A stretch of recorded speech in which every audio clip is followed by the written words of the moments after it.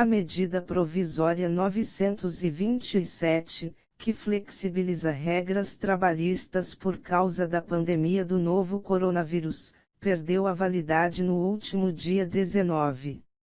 Entre as normas da MP estavam a previsão de adoção do banco de horas em caso de interrupção das atividades, implantação do teletrabalho sem necessidade de alteração no contrato de trabalho, antecipação de férias e de feriados.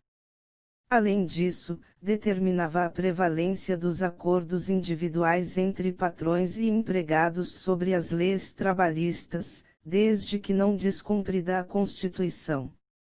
Coronavírus, veja o que muda na vida do empregado com a MP que altera regras trabalhistas. O presidente do Senado, Davi Alcolumbre, DMAP, decidiu retirar da pauta de votações da Casa a MP editada pelo presidente Jair Bolsonaro.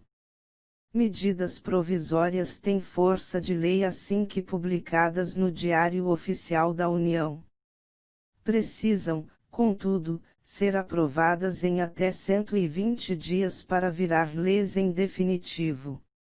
A MP chegou a ser aprovada pela Câmara dos Deputados, mas, sem o aval do Senado, perdeu seu efeito.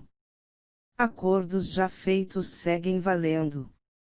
De acordo com advogados ouvidos pelo G1, tudo o que foi acordado entre as empresas e funcionários enquanto a MP estava em vigor continua tendo validade. No entanto, não é mais possível implementar as regras desde o dia 20 de julho. As empresas então deverão seguir o que determina a Consolidação das Leis do Trabalho, CLT. Os atos praticados durante a vigência da MP são válidos, inclusive os que geraram efeito após 20 de julho. Mas para atos realizados após 20 de julho tem que aplicar a CLT, não vale mais a MP. Se quiser começar agora essas medidas, já não pode mais, ressalta Daniel Moreno, advogado trabalhista e sócio do Magalhães e Moreno Advogados Associados. Segundo Eduardo Pragmácio Filho, doutor em Direito do Trabalho e sócio do Furtado Pragmácio Advogados, os novos atos devem seguir os prazos e formalidades que a legislação trabalhista impõe, sob pena de ser configurado ilícito trabalhista, passível de multa pela fiscalização e, em alguns casos, em pagamento ao trabalhador.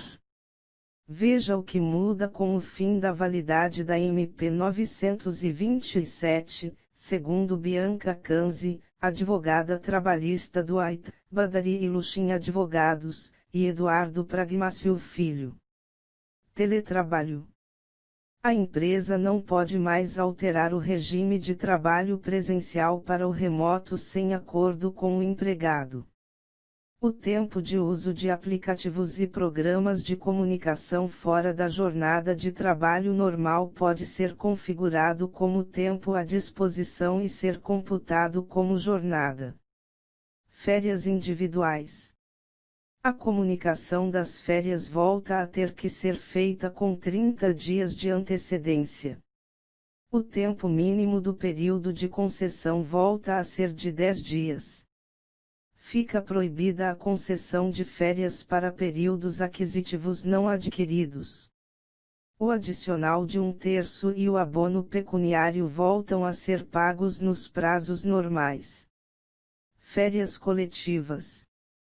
A comunicação das férias coletivas volta a ter que ser feita com no mínimo 15 dias de antecedência.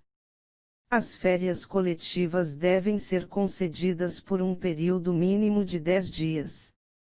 O empregador é obrigado a comunicar a concessão das férias coletivas ao Sindicato Laboral e ao Ministério da Economia. Feriados.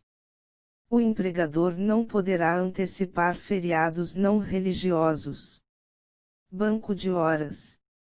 O banco de horas deixa de poder ser compensado em até 18 meses, voltando ao prazo de até 6 meses, em caso de acordo individual, ou de até um ano, acordo coletivo. As horas não trabalhadas não poderão mais ser compensadas no futuro pelos trabalhadores, ou seja, o banco de horas ao contrário deixa de valer. Não valem mais a antecipação e aproveitamento de feriados para compensar saldo em banco de horas. Saúde e segurança do trabalho. Exames médicos ocupacionais, clínicos e complementares voltam a ser obrigatórios nos prazos regulamentares.